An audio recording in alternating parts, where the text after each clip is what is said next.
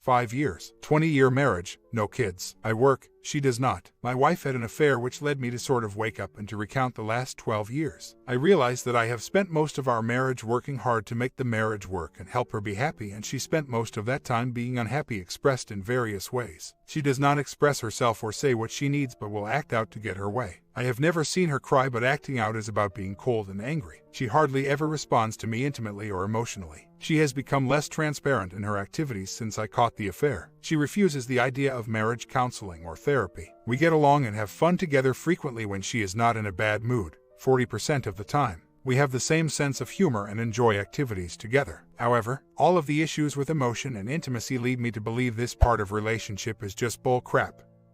A facade. It seems all the hard work I have done has not counted for much, or at least she has been unable to make me feel that it has meant much to her. I now have regrets for trying as hard as I have and not getting clue earlier. The marriage just does not seem to mean all that much to her, and I am unwilling to continue as it has been. I explained this to her and told her I think divorce is the only answer for us because I don't see her changing or wanting to change. She thinks we are just swell and either does not believe I am serious or is unable to demonstrate that she does care about our marriage in any way beyond a smile and some words, which is starting to take on a plastic quality in my imagination. Thoughts? Anything else I can do here other than end it decisively? If I can save this, I will, but that might be part of my problem, though I am beyond being emotional about all this.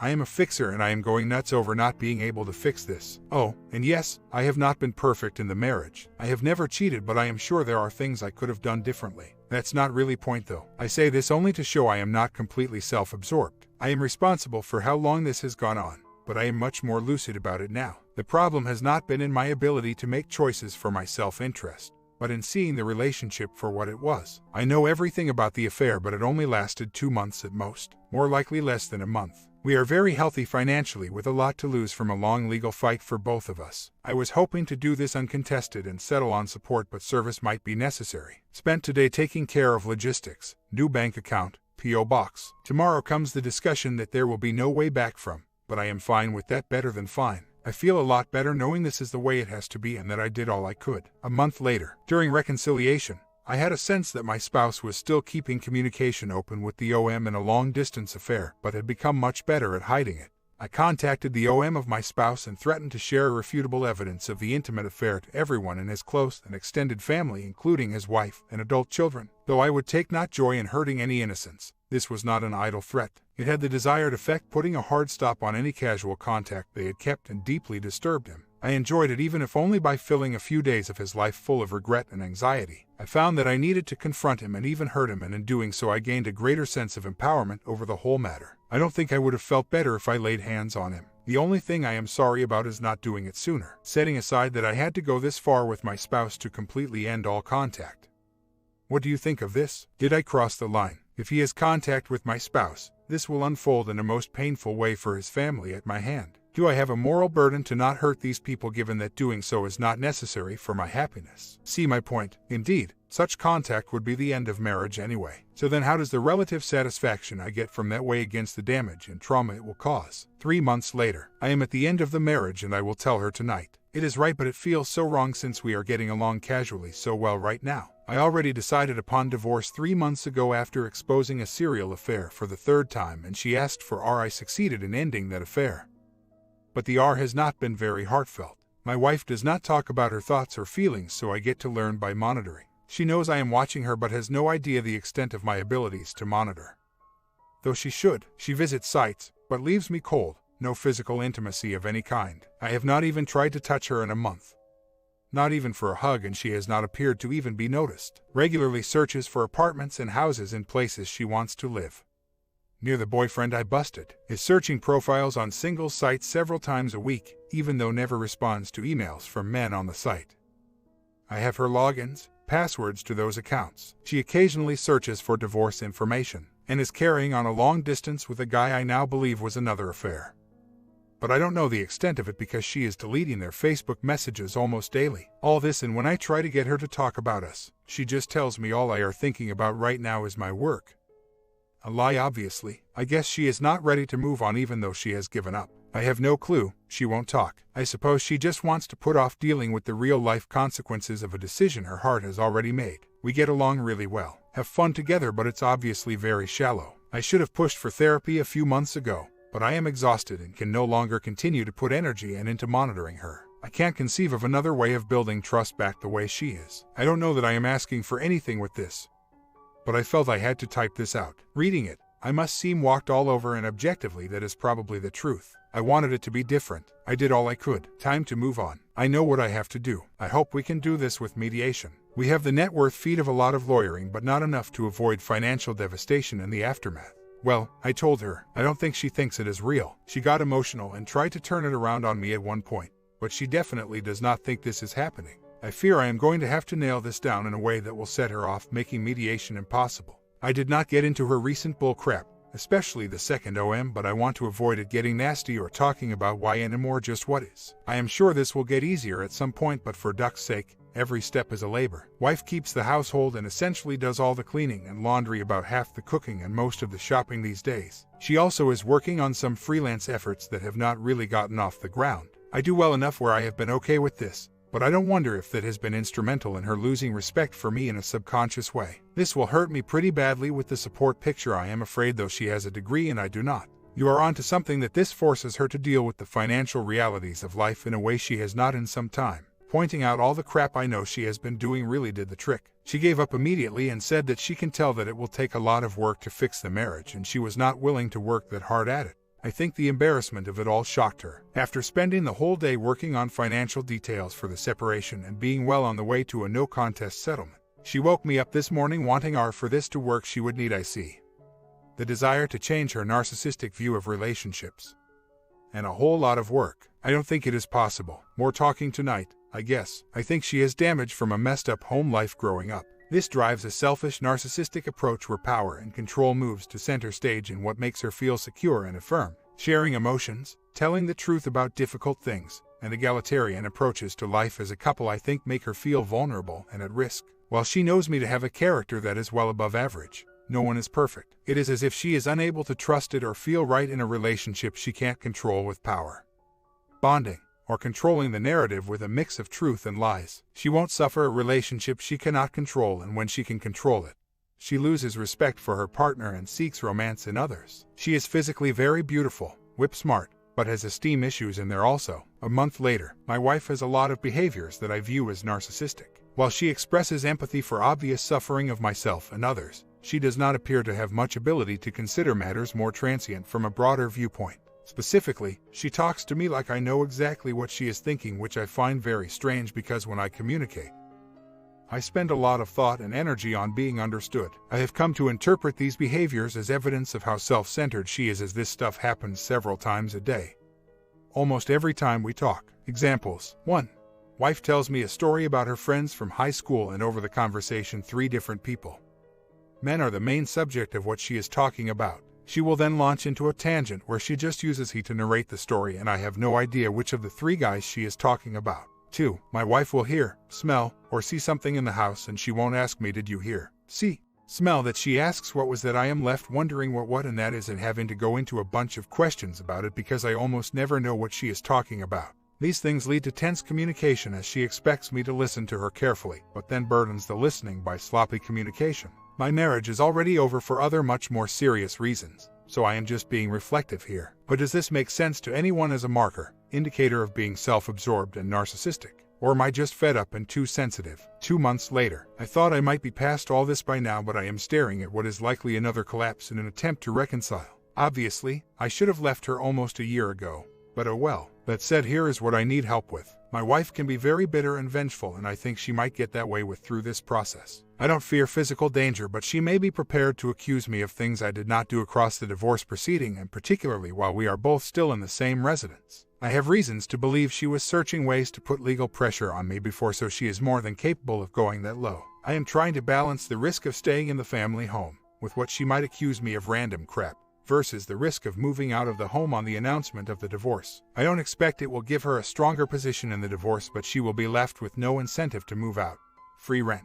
The house is in my name and is not community property. Are there any thoughts on what I can do to minimize the risk of false accusation? Like carry a digital recorder at all times. For brevity, I am leaving some of the story out here, and I am asking you to take my word for it that I am not a bastard. but I really could use some feedback on this. Half a year later, it has been 1 year since I forced my wife to end 2 affairs. In fact, I outright ended the marriage and started discussions on the split, but she asked that try to recover it. I gave her a detailed set of things that I thought were wrong with the marriage and we would need to fix, and she said she wanted to work on it.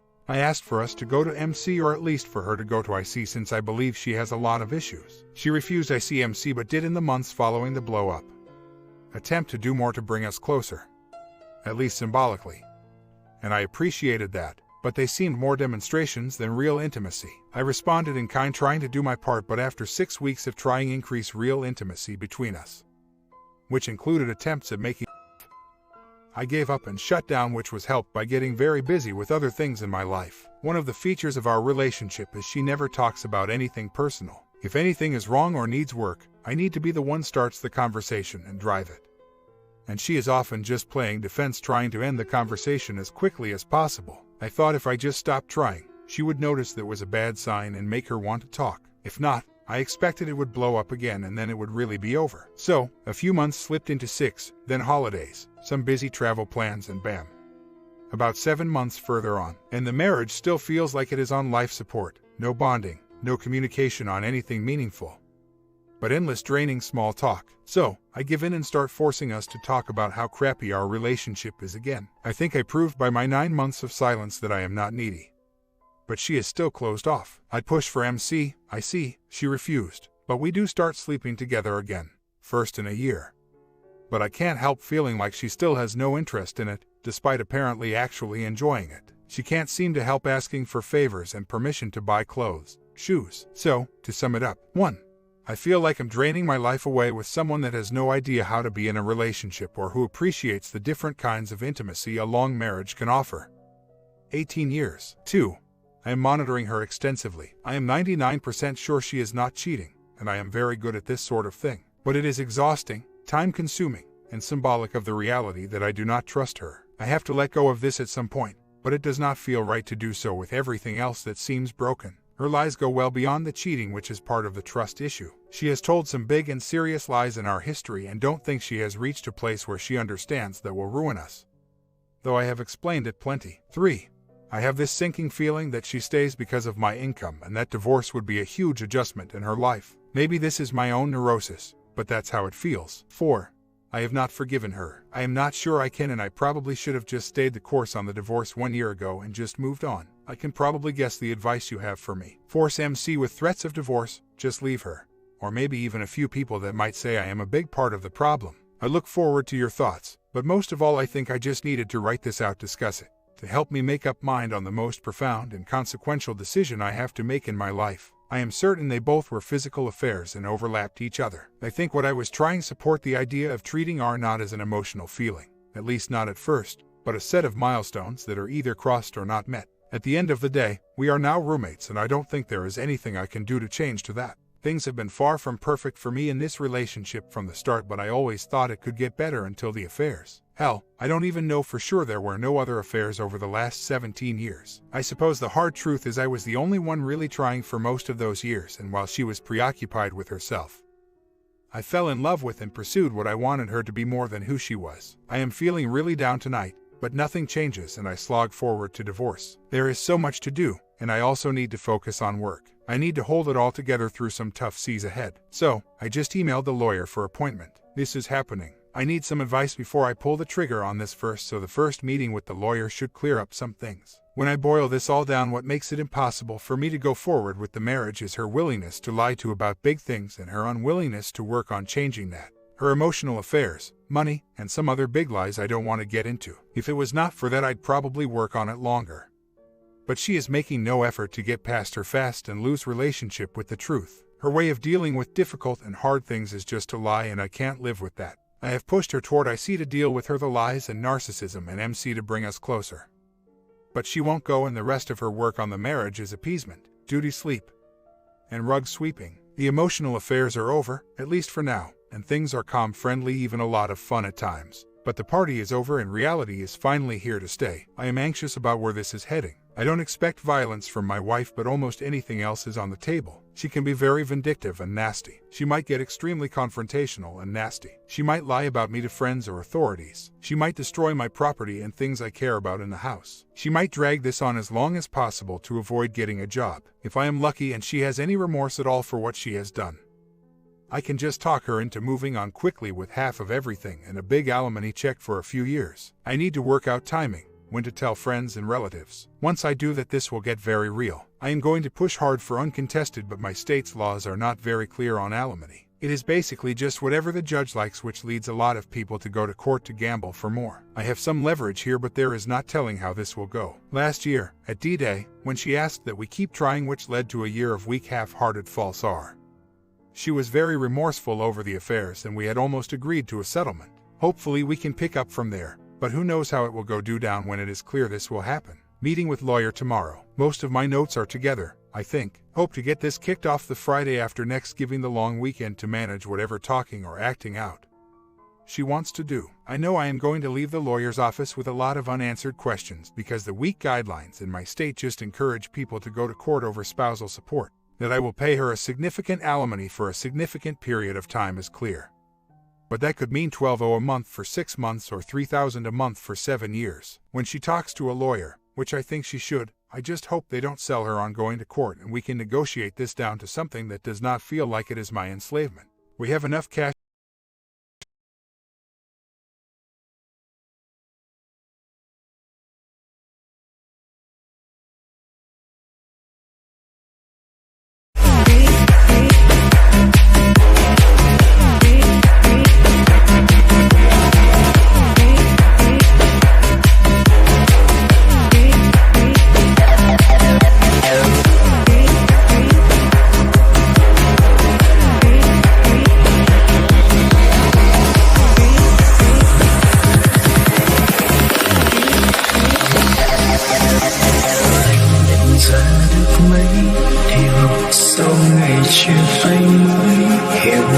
Anh với em chẳng còn yêu nhau quá nhiều.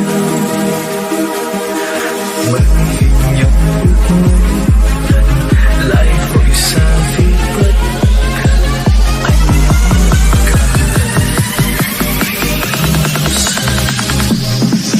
Ký ức chưa ngờ nhưng đành phải giả vờ phôi pha. Vì mình có cần nhau nữa thôi mà. Đã có quá nhiều những điều khiến cả hai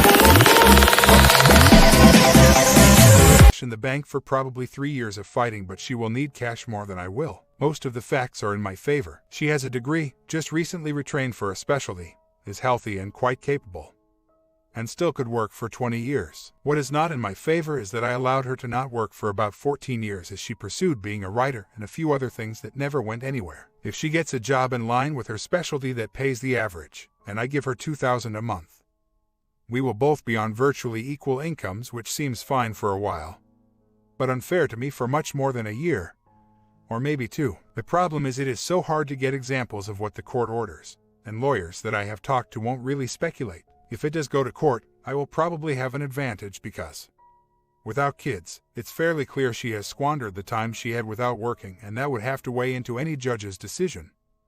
I think I have been contemplating the right cash offer to hit her with for the same reason. I think she will find the big pile of money too much of a temptation. I think I also need to consider that the taxes are already paid on that lump sum I would give her, and she would have to pay taxes on monthly support. But if I get her to take 20% less of her after-tax amount, it would be worth doing. Though I don't want to see her destitute, there is added benefit to my own mental health of not seeing that big check goes out to her every month. Unfortunately, in my case, I think dragging it out is in my wife's advantage, since the faster this progresses, the sooner she will have to take responsibility for herself and get a job. The lawyer thinks we can get a court order to get her out of the house, with support, and a directive to get a job within a few weeks of filing. But I really want to avoid a fight. We are not wealthy, but with $600K in assets after debt, we have plenty to fight over. 3 years later, has she cheated since the confrontation? I am sure she hasn't. Has my marriage transformed into everything I ever wanted in it? No, and to be honest, she has not worked on herself like she promised. Have we had good times? Yes, many. Bad times? Yes, but not so many. Keeping score has not proven to not be helpful to me. Sometimes I regret not just cutting loose the first moment all this become a part of my life.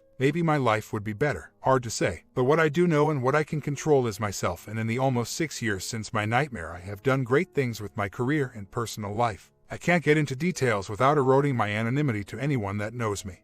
But it's been good. I have expanded my horizons, become more confident, decisive, better able to set boundaries, and prioritize my needs even while being more compassionate to others. I am simply stronger than I was, and even a different person. And while what my wife did was in no way my fault, I continuously working on what I can change, myself, has also exerted a positive force in our marriage and made it better. I don't know if I made the right choice, but I know I have good marriage and good life, and that is a good measure of peace. I also know one more thing with absolute certainty. If my wife so much as sneezes across that line of infidelity again, there will be no VAR, GPS trackers, internet surveillance, or hours spent clawing my own insides out trying to understand sociopathy. There will be a quick drive to the lawyer with a check in hand, and the ink on that check will still be wet when her ass hits the metaphorical curb and out of my heart forever. I look around to the couples I know, and I don't know any of them that are in perfect relationships. And my parents' relationship had issues. My wife's parents were divorced. Sure, lots of people look perfect on Facebook.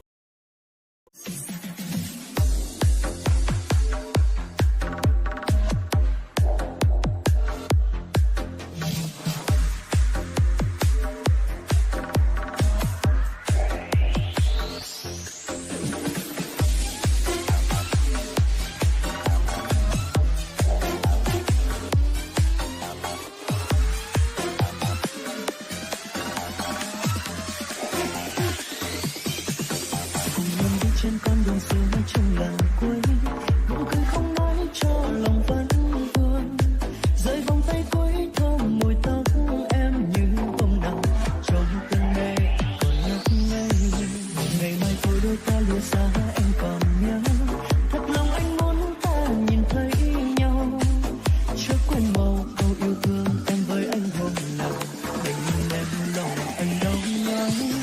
Ngày đôi ta biệt ly, giọt buồn chia đôi đường đi, lệ em tuôn nước mi mưa giăng lối anh về.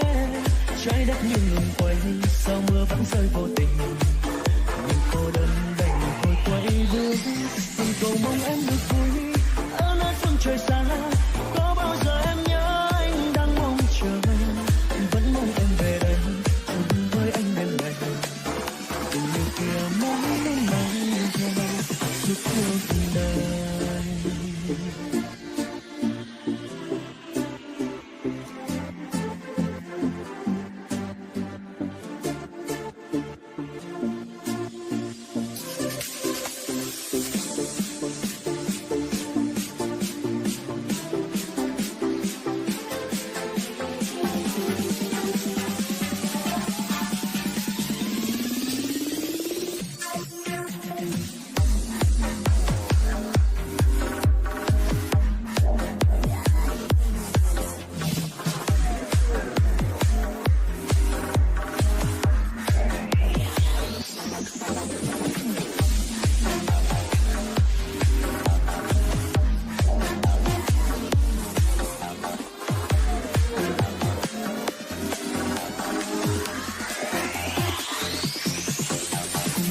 trên con đường xưa trong lần cuối, nụ cười không nói cho lòng vẫn vương, rơi vòng tay cuối thơm mùi tóc em như hôm nào trong cơn mê còn nhắc ngay.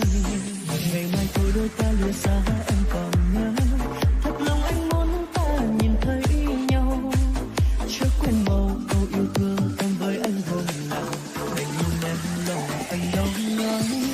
Ngày đầu ta biệt ly, giọt buồn chia đôi đường đi, lệ em không ngớt nghĩ mưa giăng lối anh về, trái đất như ngừng quay sao mưa vẫn rơi vô tình, mình cô đơn đành thôi quay bước, còn cầu mong em được vui ở nơi phương trời xa.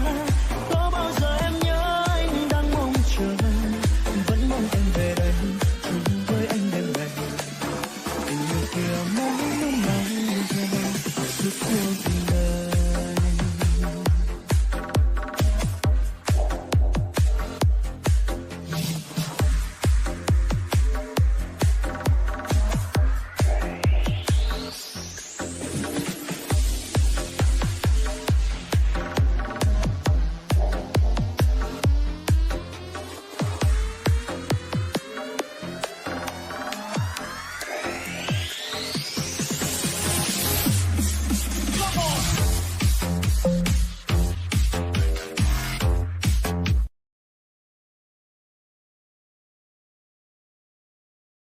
But you peel back the timeline and everyone is dealing with something. You seem to be applying a standard of purity and perfection that has never existed in my life or in most of the lives I can observe as examples. What's the appropriate mental state for reconciliation? Infidelity is a whopper and there is no getting past it. There is only moving beyond it. And it will always have the potential to be a painful memory, divorce or not. That is blood already spilled. You move on, or you don't. This narrative reduces my wife the worst things she has ever done to me. It ignores the good things about her as well as my strong feelings for her. Granted, those feelings would be irrational if she was still hurting me and manipulating trust. It also seems to value the material benefits of what I might find in another partner over the feelings I have for her. That in itself seems like an incompatible way to relate to people you care about. I probably could have switched off my feelings for her and made the decision to leave on practical, moral grounds. But this is not a decision you make like a new mortgage or what retirement plan to use. If you allow it to be, it is an emotionally complex decision. If she hurts me again, I will come on and confess it.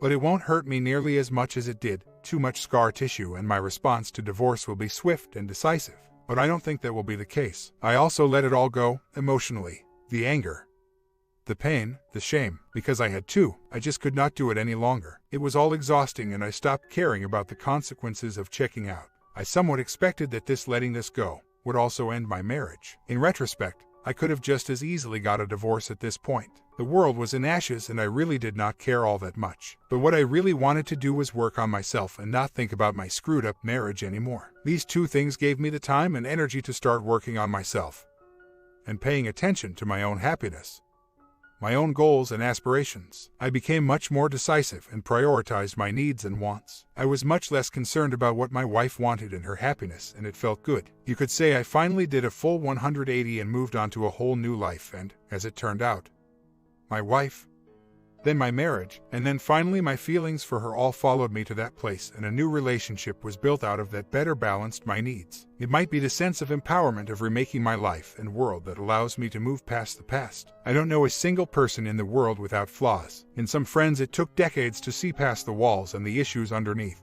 but they are there. Everyone is pretty too much or too little of something, especially in the judgment of others, and I am personally no exception to this either. And a damn lot of people that we love have real destructive issues. Thank God I am not in that boat. This is the sort of thinking that really keeps therapists employed. We can be prisoners of our expectations, though in many cases we can just let issues go and be no worse for it than no longer being burdened by the suffering of it. I am no Buddhist, but I get that part of their message. The point being, you just have to decide what you can live with, and then happiness is a choice. Of course, I will continue to work on the marriage, but throw in the drama of divorce to enforce my own discipline, or treat her like a child. That's not love either, is it? Well, maybe to the red pill guys it is, but they only have relationships half right and the wrong part is really wrong. I have expanded my horizons, become more confident, decisive, better able to set boundaries, and prioritize my needs even while being more compassionate to others.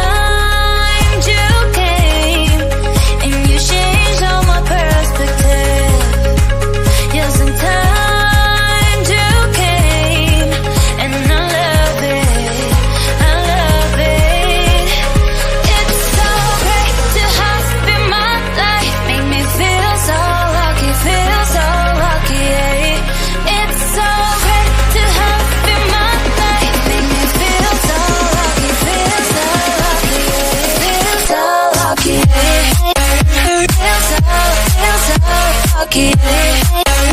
Feel so lucky, feel so lucky. I feel so lucky. Feel so lucky, feel so lucky. Feel so lucky. Feel so lucky, feel so lucky. I feel so lucky. Feel so lucky, feel so lucky. You gotta notice, yeah, I'm falling in love. You're feeling something, yeah, you cannot control. Just in time you came, and you changed all my perspective. Just in time you came, and I love it, I love it. It's so great to have you in my life, make me feel so lucky, feel so lucky, yeah. It's so great to have you in my life, make me feel so lucky, feel so lucky, yeah. Feel so lucky, yeah. Feel so I am simply stronger than I was and even a different person. And while what my wife did was in no way my fault, my continuously working on what I can change, myself, has also exerted a positive force in our marriage and made it better. At times in my life, I have wondered if it is not character, but rather just fear or a lack of courage to be that selfish because I have surely wanted, just never acted. I am going with character because I can only live my life once. Aside from that, I am not the perfect partner either. I can be selfish with my time, and while I can share my deepest thoughts, I spend a lot of life turned inward. I have had a low-level emotional intelligence for most of life. I don't read or understand other emotions very well, which means I often miss out and often wonder, is it me or her? I have my quirks, but it's nothing destructive. Getting better at those things also. And a quick story too for your advice. My husband and I of 7 years, 3 married, are getting separated in a couple weeks. We had a beautiful relationship and a romantic story on how we met, got together, fell in love, etc. We were so much in love and we thought nothing could tear us apart. And although we had our rough times and petty arguments, we always got through it somehow. However, in those years we have been together, there have been issues that have been brushed under the carpet because we were too afraid to confront each other about it. Although we still get along great and have a lot of similarities, there were several issues that weren't addressed until it was too late. For instance, we've got bad communication. Whenever he was feeling down about stressful situations, finances, school, I would try to comfort him, but it rarely ever worked. He would say that I wasn't helping and even lash out at me, accusing me of never listening or never caring about him. It would get to the point where I would start to feel awful and guilty about whatever he was feeling and the fact I wasn't helping. It would then lead to him comforting me in the end. That's why he feels like he has given so much to me all these years but has never received anything emotional support in return. It makes me feel awful and guilty, making me feel like I'm to blame for him being miserable and ruining our marriage. Then there's the difference in how we handle stressful situations. I tend to hide my sad, angry emotions and try to laugh it off when I'm stressed, and it takes a lot for me to break. He, on the other hand, tries to hide it at first but gets pretty passive-aggressive and eventually lets it out. And it takes a very long time, well over an hour or two, for him to fully get better despite my efforts and others to try to make him feel better. This may be because of his untreated ADHD. After doing research, we've found that all the symptoms he has match those of ADHD, including suffering from something called automatic negative thoughts. That would explain why it takes a long time for him to feel better when he's sad, angry, and people with ADHD naturally use these negative thoughts as a stimulant, which makes it even harder to get over. Needless to say, this has gone untreated for a long time because he felt like he could use it to his advantage, to brag about it, and embrace because it defines his character. Then of course there's the financial stress. We were both going to college when we married. I used to have a job a few years ago but quit because it was awful and they stopped giving me hours. Since then, I have been searching for one, but haven't been successful. So it was him that was supporting us for a majority of our marriage, working as a server. It pained me to see him do all the work with me not being able to find a job, and I know it stressed him out too. I just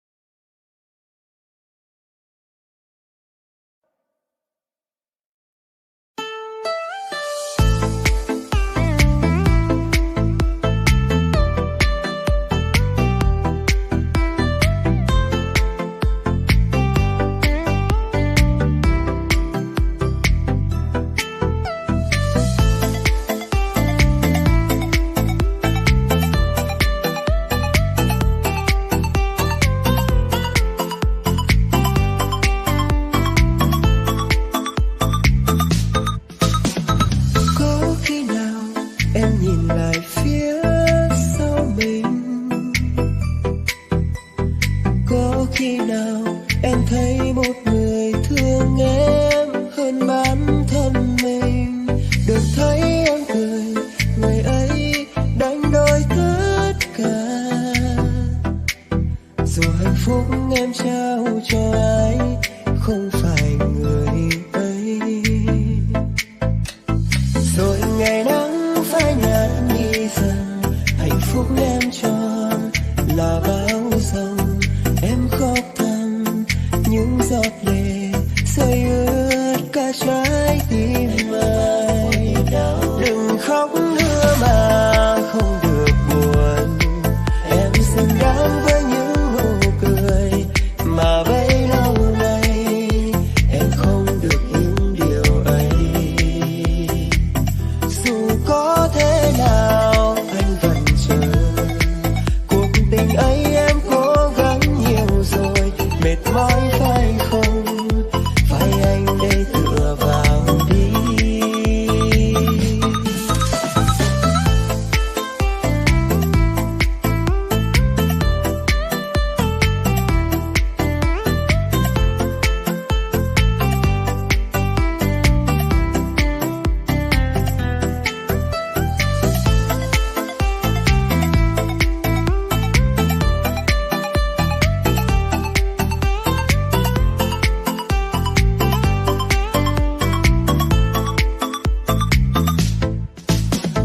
Có khi nào em nhìn lại phía sau mình, có khi nào em thấy một người thương em hơn bản thân mình, được thấy em cười, người ấy đánh đổi tất cả. Dù hạnh phúc em trao cho ai không phải người ấy,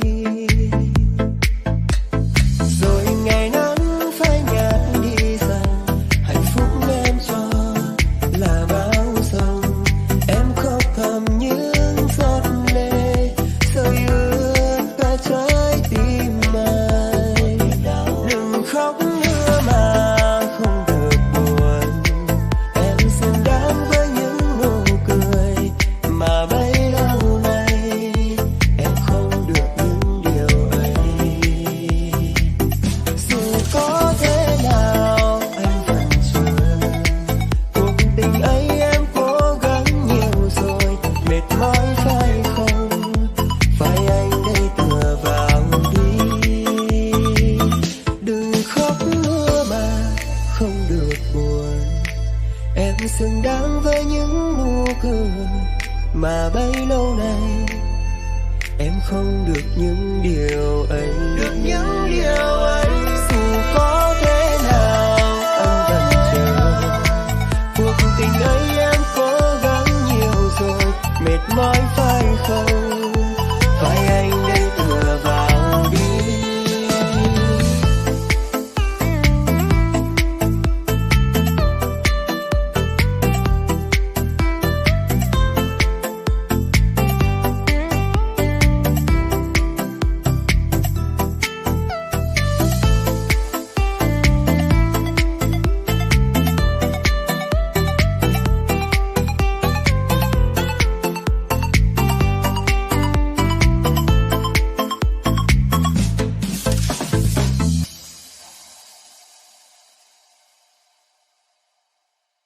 Recently finished college in May, and although I haven't landed any interviews yet, it gave me a sense of pride that I would finally be able to find a good job to help support the both of us. But now that we are separating, I feel like I have failed him as a wife as far as the financial support. Although the decision to separate is mutual, he is the one who is really leaving me. He had been hurting very badly, to the point where he had an emotional affair with my best friend to try to get away. He says he ended it, although that's questionable now, and feels truly sorry and guilty for trying to find the easy way out. I was willing to forgive him and I asked him to give me a chance, but to no avail. He says he feels like he's tried so hard and has given me a chance for 7 years to make things work, and how he hoped I would turn around and emotionally support him the way he needed to be. I told him that I can change, and that couples therapy would be best for us to try to understand each other better and to try to work out our communication problems and get individual professional help as well. But he thought even that wouldn't work for us, that our problems are way in too deep to save our marriage. He still loves me, but says he needs to do this for his own good. I just don't know. I'm hurting so much, even more so as the day comes closer when we'll be moving away from each other. We had so many plans for the future. We were even planning to start a family at one point. Now my dreams have been ruined, especially of wanting to be a mother, which is really haunting me inside. He says it's not my fault that he's lost faith in our relationship, but every time we discuss our problems, he makes it sound like it is. Am I really the one who screwed things up with us? Is it really all my fault? Is our marriage really unsalvageable? Love TV's comment. OP-1 chose to stay, for finance or kids, or whatever. He made his choice. What advice you guys have for OP-2? Comment down below. Check out the recent stories and time